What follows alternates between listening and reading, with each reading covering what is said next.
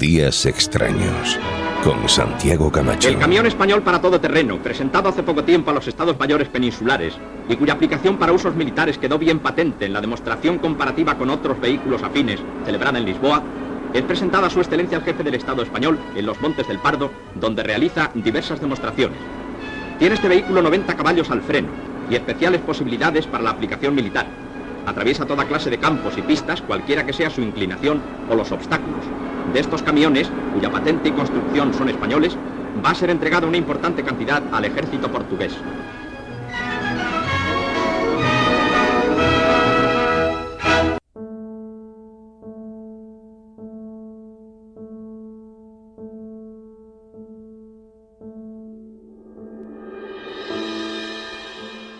Tengo a veces la impresión de que aquí en España nos sucede algo con nuestros emprendedores. Mira que, por ejemplo, en Estados Unidos se hacen un montón, y se han hecho, de películas glosando la épica del emprendimiento, del empresario, del que triunfa contra viento y marea, e incluso del que fracasa, porque a fin de cuentas lo importante es intentarlo. Aquí no, aquí el emprendimiento de cara a la opinión pública carece de toda épica y a los empresarios o se les ignora o se recela de ellos o directamente se les vitupera. Alguna vez con razón, dicho sea de paso. Pero a pesar de eso sí que tenemos en España, en nuestra historia, empresarios de esos que se merecerían una buena película y a buen seguro que saldría apasionante. Y para contarnos la peripecia de uno de ellos, vuelve como siempre a nuestro programa el profesor Daniel Arias Aranda. Profesor, bienvenido de nuevo a Días Extraños. Hola Santi, ¿qué tal? Pues nada, encantado de estar aquí. Oye, ¿de quién vamos a hablar? Pues bueno, vamos a hablar hoy de un empresario, pues quizás sea un poquito más conocido por la gente de la generación X y anteriores, pero muy desconocido por la generación de los millennials y actuales, que fue denominado como el Henry Ford español. Ni más ni menos. Ni más ni menos. Y bueno, pues su nombre es Eduardo Barreiros. Y como este año se cumple el centenario de su nacimiento, pues bueno, hoy nuestra economía extraña pues la vamos a dedicar a la figura de este gran emprendedor español. Ah, el de los camiones. El de los camiones, el de los tractores, de los coches, la marca Simca, a lo mejor le suena, sí. ¿Le suena a alguien? Mi padre tuvo un Dodge Dart gigantesco, una cosa exageradísima que los hacía Barreiros. Coche fantástico, sí, fabricado también por la factoría Barreiros. Las malas lenguas por aquella época hacían una especie de publicidad jocosa que decía: horterice su hogar con un Dodge Dart. Bueno, sí. También con el 5000 había algún chiste de esos, ¿no? Porque le llamaban el filete de los pobres, ¿no? Porque la publicidad del 5000 era un coche con mucho nervio, ¿no? Entonces, ese mote. Pero bueno, si te parece, pues vamos a hablar un poco de la biografía del señor Eduardo Barreiros y bueno, vamos a ver lo que pudo haber sido, pues una gran industria automovilística española, que luego, pues sería la SEAT, pero si te parece, pues vamos a ir desgranando un poquito la evolución del señor Barreiros y, desde el inicio hasta su declive. Muy bien, pues, por dar algunas cifras, si yo hablara a nuestros oyentes de un empresario que llegó a dar trabajo a más de 20.000 personas en fábricas que tuvieron más de 2 millones de metros cuadrados y que llegó a fabricar el 40% de los vehículos pesados de su país, de España, pues así al principio nos costaría identificar alguno, ¿no? Además, si digo que este empresario fue reconocido por el New York Times como uno de los empresarios más importantes de Europa, pues nos costaría trabajo pensar que se tratará de un español. Pero sí, hablamos de Eduardo Barreiros y ese nombre pues lo cambia todo. Vamos a ver bueno, pues un poquito la biografía de este hombre, quizá no injustamente desconocido o menos conocido de lo que debería ser, y además considerando que sin este señor, pues el mundo del motor no sería lo que es en la actualidad, y creo que no exagero haciendo esta afirmación.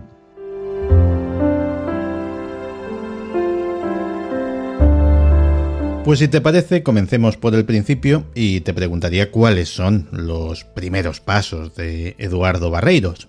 Bueno, pues empezamos desde el principio. Este año, como he comentado antes, se cumple el 100 años del nacimiento de Eduardo Barreiros. Nació el 24 de octubre de 1919 en Gundiás, Nogueira de Ramuín, en Ourense. Y su padre pues había iniciado un negocio familiar con la explotación de varias líneas de autobuses. Es decir, que ya a nivel familiar, bueno, pues Eduardo Barreiros tenía una gran conexión con el ámbito de los motores, ¿no? Con 12 años ya empezó a ayudar a su padre como revisor y en el mantenimiento de los viejos autobuses de la empresa. Y pasó su infancia entre motores pues prácticamente hasta la llegada de la Guerra Civil Española en 1936. Pasa la Guerra Civil y evidentemente, bueno, pues España, como todos sabemos, pues se convierte en un país pues evidentemente de posguerra, destruido, que necesitaba pues prácticamente de todo. Y nuestro personaje pues abre un taller en Ourense y a partir de prácticamente chatarra y componentes de desguace, pues empieza a fabricar autobuses para prestar servicio en la empresa familiar. Y además, bueno, pues en un momento de gran carestía de prácticamente todo en España, no había pues apenas combustible, empieza a adaptar motores para usarlos con un combustible que se llamaba gasógeno. Era un combustible gaseoso que se generaba a partir de combustibles sólidos como el carbón o la leña. Con lo cual, en aquella época ya Eduardo Barreiros empezaba a despuntar como realmente una persona que buscaba soluciones a problemas que existían en una España pues muy complicada. Se me está ocurriendo una cosa, y es que no he podido evitar pensar en los paralelismos con la figura de Amancio Ortega, los orígenes humildes, incluso el área geográfica del comienzo de su actividad, Galicia. ¿Hay algún gen de emprendimiento especial en las tierras gallegas que dé empresarios que luego llegan a ser relevantes y mucho a nivel internacional? Pues fíjate que había un estudio que se realizó en el año, si no me equivoco, 2007, donde afirmaba que el vivir en una zona de costa está muy directamente relacionado con lo que sería la actitud hacia el emprendimiento, ¿no? Los lugares de costa, bueno, lo primero, generalmente lo que han dado, sobre todo bueno, en España, pues fundamentalmente la emigración, ¿no? Es decir, vivir en una zona de costa te permite saber que después del mar hay más tierra y por lo tanto hay otras oportunidades en otros países de poder hacer cosas, ¿no? También está el ámbito de la tecnología marina o marinera, que bueno, quizá no somos conscientes de la cantidad, de la influencia que ha tenido la tecnología del mar, pues sobre todo inicialmente en tecnologías de geolocalización. Es decir, digamos que vivir en una zona de costa, ya digo que este estudio, no recuerdo ahora mismo los autores, pero lo leí en su momento con bastante interés y estadísticamente sí les salía, ¿no? Sorprendentemente, bueno, el Valle del Silicio está en California, que está en una zona, no está directamente en la playa, pero bueno, San Francisco está prácticamente muy cerquita, ¿no? Y si nos fijamos, ya digo, las zonas costeras suelen ser zonas de bastantes emprendedores. Pues, por favor, continúa con tu relato, que yo te voy interrumpiendo con las chorradas que se me ocurren, pero... No. Pero tú venías aquí a contar una historia. Una pregunta interesante, sí. Bueno, pues tras la Guerra Civil lo que empieza a ocurrir es que, bueno, España empieza progresivamente a obtener suministros de combustible, pero había muy poca disponibilidad de gasolina. Sorprendentemente, el gasoil, que era mucho más barato y además, bueno, pues es más barato en la compra, pero también más barato en el consumo, porque los coches de gasoil pues consumen menos que los coches de gasolina. Entonces, Eduardo Barreiros vio que el negocio podría estar en modificar los motores actuales o de aquel momento de gasolina para que usaran gasoil. De esa manera reducían su consumo y con ello sus costes. Y la verdad es que ahí encontró un filón. En 1951 patentó el procedimiento de transformación de estos motores de gasolina en motores diésel, con lo cual pues, los transportistas pues podían tener un camión que consumiera menos y a mucho menos coste. Y la verdad es que el taller que tenía se le quedó muy pequeño, así que en 1954 se traslada a Madrid y funda una empresa que se dedicaría a la fabricación de motores, que la denominó Barreiros Diésel. Ya no necesitaba modificar motores existentes, sino que él pues empezó a construir sus propios motores, sobre todo para camiones, ¿no? Eduardo Barreiros, además, en el ámbito de la dirección de empresa, pues demostró ser un gran conocedor de la importancia tanto del marketing como de la comunicación. Es decir, tenía una filmoteca y tenía una pequeña biblioteca donde constantemente guardaba todos los documentos de las distintas visitas que recibía en su fábrica, que fueron muchos, porque muchas empresas europeas, incluso norteamericanas, pues empezaron a interesar por el desarrollo de estos motores. ¿Cómo es posible que un señor pueda coger un motor inicialmente de gasolina y transformarlo en diésel? Y además, pues insisto, en una España tenemos que pensar y ponernos un poquito las gafas de la España de la posguerra, ¿no? Donde conseguir piezas era muy, muy complicado, ¿no? En aquella época fundaba Barreiros. Los trabajadores, además, que trabajaron en Barreiros durante aquellos años, manifiestan que prácticamente trabajar en Barreiros era un lujo, estaban muy bien pagados. Daba ayudas para compra de vivienda, incluso hay algunas colonias en Madrid, si no me equivoco, la colonia de Los Ángeles, pues fue construida por una constructora que era de Barreiros, ¿no? Ellos manifiestan además que tenían médicos para poder ir directamente al médico dentro de la empresa sin necesariamente ir a un médico privado o ir a la seguridad social, ayudas para formación. Además, pues él hizo obligatorio los reconocimientos médicos, que ahora, pues nos parece una cosa muy normal, pero en aquella época no eran obligatorias. Y la verdad es que las condiciones laborales, pues eran las mejores del país, con lo cual tenía puesto.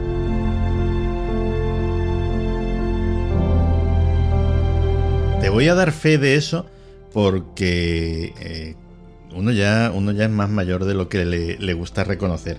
Y yo cuando iba al colegio, me acuerdo perfectamente que de alguien se decía, es que su padre trabaja en Barreiros. Y eso era como que molaba muchísimo. O sea, dice, que su padre trabaja en Barreiros. Pues vamos, si me dices que es piloto de aerolínea no mola más. O sea que sí, las condiciones laborales tenían que ser buenas. Sí. Como vemos, pues de entonces ahora hemos mejorado en muchas cosas, pero bueno, en otras a nivel laboral pues es difícil encontrar en la actualidad empresas que tengan unas condiciones similares a las que tenía Barreiros. Estamos hablando de los años 50, que ya ha llovido. Y en esa misma década, en 1957, pues llegó el punto de inflexión, ¿no? Fue el gran despegue, el momento brillante de Barreiros, ya que Barreiros Diésel ganó un concurso y pudo suministrar 400 camiones militares a Portugal. Además lo hizo a través de una demostración del camión denominado El Abuelo, que además en el Museo Barreiros hay, pues uno de ellos está allí que se puede visitar. Y este camión no solo ganó al de la General Motors de la Segunda Guerra Mundial, sino que el de la General Motors se quedó trancado y fue El Abuelo el que lo sacó de allí, ¿no? Un camión hecho prácticamente con piezas de desguace, porque además el señor Barreiros tuvo que luchar bastante duro contra el régimen franquista, ¿no? En aquel momento. ¿Y eso?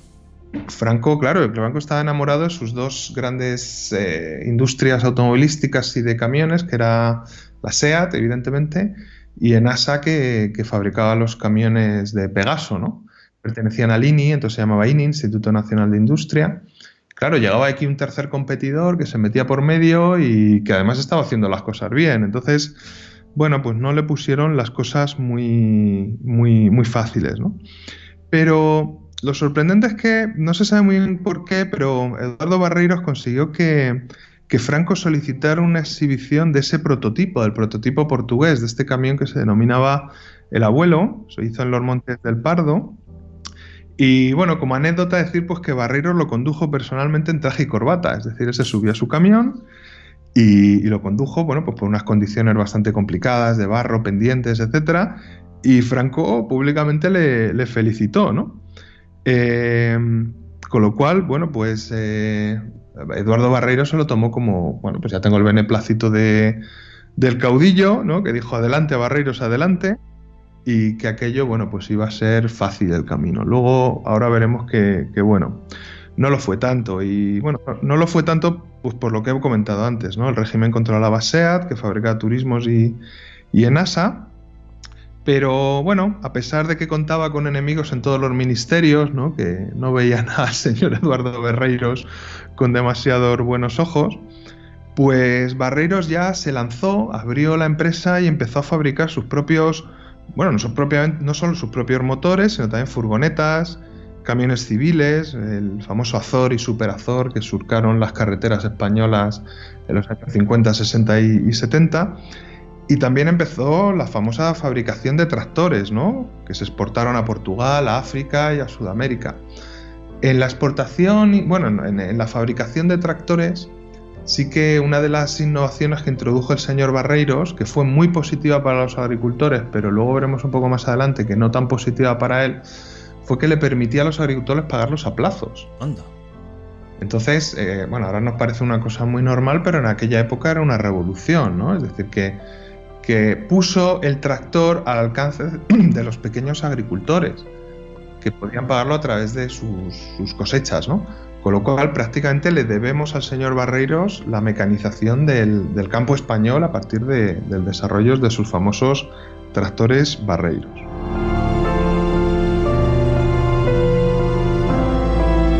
Bueno, pero entonces al señor Barreiros en aquella época le iba pero que muy bien.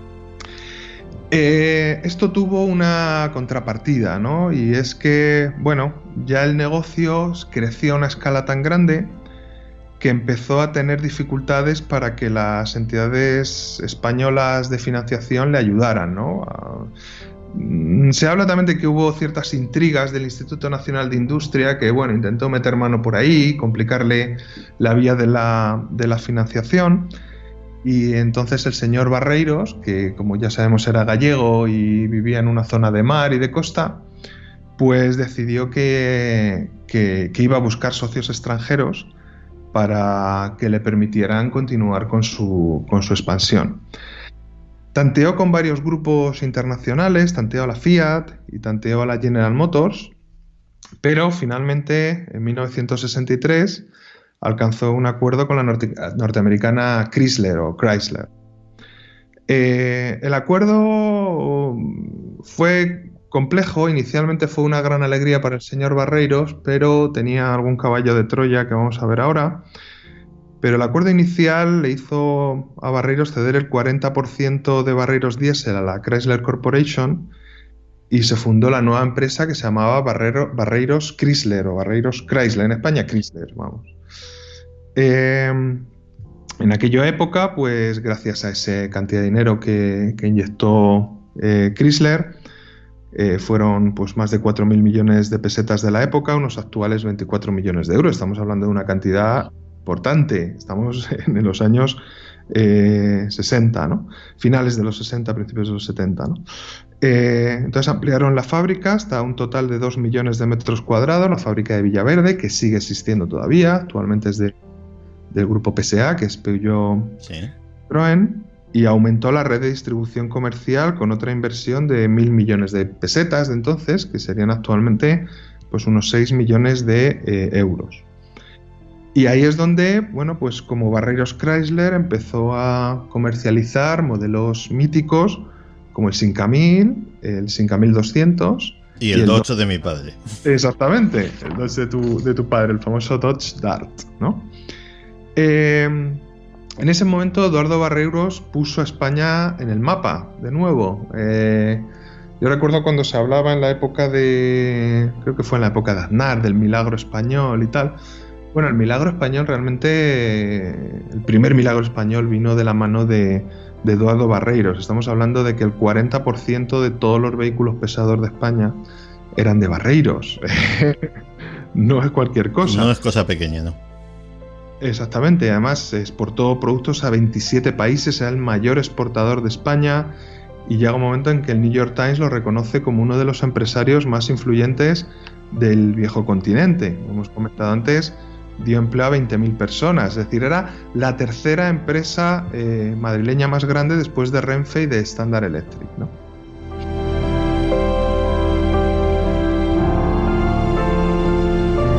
Pues mira, he aprendido algo nuevo porque la factoría de Villaverde, yo paso por delante de vez en cuando voy por la M40 y no tenía ni idea de que era tan antigua. Bueno, de la factoría de Villaverde pues salieron motores, salieron camiones, salieron tractores y también colaboró con algunas empresas pues alemanas como Hanomag, las furgonetas de la marca Tempo con ese mismo socio y bueno, pues llegó a fabricar más de 3.000 autobuses, carretillas elevadoras, grupos electrónicos, electrógenos. Es decir, estamos hablando de que Eduardo Barreiros constantemente estaba innovando y buscando nuevas vías, ¿no? de generar productos, ¿no? Pero claro, no sé si, como he comentado antes, recordamos que hablé de un caballo de Troya y el caballo de Troya empieza a hacer su efecto pues sobre todo a partir de 1967, ¿no? Es en ese año cuando la Chrysler Corporation se hace con la mayoría del accionariado de la empresa. Vale. Y Barreiros Chrysler pasa a convertirse en Chrysler España, es decir, desaparece el nombre de Barreiros de la empresa. De hecho, Chrysler España empieza, bueno, pues a fabricar o a traer vehículos pues del ámbito de Chrysler, vehículos americanos grandes a España, que además pues estamos en plena crisis del petróleo de la época y Chrysler, bueno, pues dura en España 10 años prácticamente. A los 10 años pues es vendida al grupo PSA, que es el grupo Citroën Peugeot, y la fabricación de camiones de Barreiros pues pasaría a formar parte de Renault. En 1969 Eduardo Barreiros abandona la empresa. Él está durante 2 años. Bueno, inicialmente pensó que iba a poder continuar como pues en funciones ejecutivas, pero lo que hace Chrysler es prácticamente pues arrinconarle, ¿no? Yeah. Para que no tenga poder de decisión ninguno. Y bueno, él decide vender su participación y otro caballo de Troya, pues Chrysler España le hace firmar un contrato con el que se compromete a no realizar ninguna actividad relacionada con el motor durante un periodo de 5 años. Es decir, como vemos en ese momento, Barreiros es fagocitada por Chrysler, que luego pues es comprada por el grupo Peugeot Citroën. Pero bueno, alguien como él no podía permanecer parado, así que cambió de sector, entonces entró en el sector ganadero. No me digas. Sí, fundó Pubasa, que eran explotaciones del puerto Vallehermoso, que se convirtió en uno de los más importantes laboratorios de inseminación artificial de Europa y una fuente de abastecimiento de sementales para ganaderías de todo el continente. Es decir, un sector completamente diferente. Ya, o sea, no doy crédito, o sea, ¿cómo se pasa de una cosa a otra? Pues pasó de los coches a la ganadería y bueno, no le fue mal, tampoco le fue especialmente bien, hay que decir, ¿no? También perdió dinero, es un sector completamente distinto y bueno, en el ámbito de la dirección de empresas pues se suele aplicar bastante aquello de zapatero a tus zapatos, ¿no? Y en 1978 conoció en Madrid a Carlos Rafael Rodríguez, entonces era vicepresidente de Cuba, y le dijo que él tenía que irse a la tierra del comandante y que Cuba estaba dispuesto pues a facilitarle los medios suficientes como para desarrollar una empresa de motores allí. Y bueno, pues participó en un concurso que convocó el gobierno cubano con uno de sus prototipos, un motor, que, bueno, sin demasiados problemas venció a su rival, que era el motor de Nissan, ¿no? Se reunió con Fidel Castro, firmó un contrato para el desarrollo automotriz del país y empezó a fabricar motores diésel, que es lo que él sabía hacer, volver a convertir motores de gasolina. Es decir, se encontró con una situación, bueno, pues relativamente parecida a la España de su niñez, y creó una nueva marca que se llama Taino, ¿no? De hecho, muchos de estos vehículos, si alguno de nuestros oyentes ha viajado a Cuba, yo, bueno, estuve hace 3 años en un congreso y hay camiones Taino todavía rodando por las carreteras cubanas, ¿no? Y bueno, su contribución fue tan importante que en 1991 la Universidad de La Habana le concedió el título de doctor honoris causa en ciencias técnicas. Y bueno, pues el 19 de febrero en La Habana, de 1992, en La Habana, con 72 años de edad, pues falleció de un infarto, ¿no? Comentar también que sigue existiendo la Fundación Eduardo Barreiros, que lo creó su hija Mariluz en 1997, sigue teniendo un museo en Madrid, siguen realizando distintos tipos de actividades para dar a conocer el legado. Y bueno, pues para que veamos que a veces la vida, dicen que el universo es curvo y a veces la vida también, ¿no? Como hemos comentado, el grupo PSA pues se quedó con lo que fue Barreiros y Chrysler, con la factoría de Villaverde, pero sí comentar que últimamente se ha fusionado con el grupo Fiat, y el grupo Fiat incluye al grupo Chrysler, ¿vale? Fiat en su momento se adquirió Chrysler con las marcas Dodge y Jeep, que todavía siguen existiendo, y actualmente pues ha creado uno de los mayores grupos automovilísticos del mundo, ¿no? Que lo que va a tratar es de competir con los dos líderes, que son Volkswagen y Toyota, que son líderes en ventas, ¿no? Existen más alianzas en el sector, como es Renault, que tiene una alianza con Nissan y Mitsubishi, Volkswagen con Ford y Toyota con Subaru.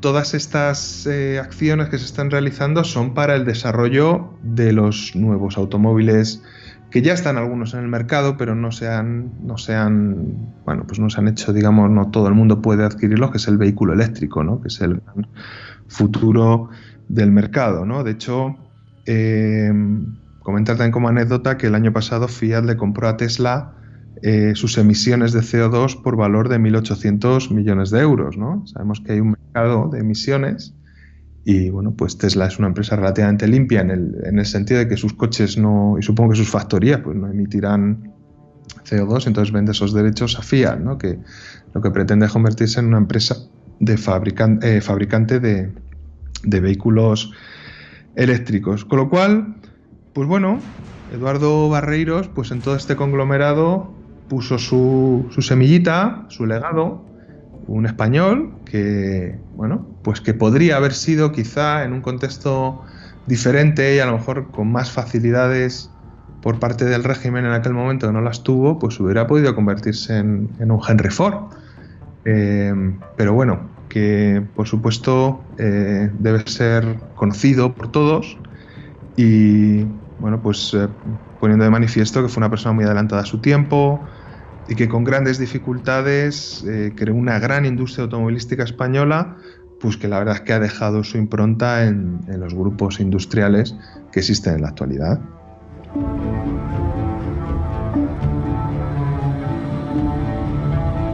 Mientras nos contabas la historia de Eduardo Barreiros, yo estaba reflexionando sobre qué tendrá, decíamos que qué tendrá Galicia, pues qué tendrá el sector del automóvil para dar este cúmulo de empresarios con unas características muy especiales, gente muy individualista, gente muy visionaria.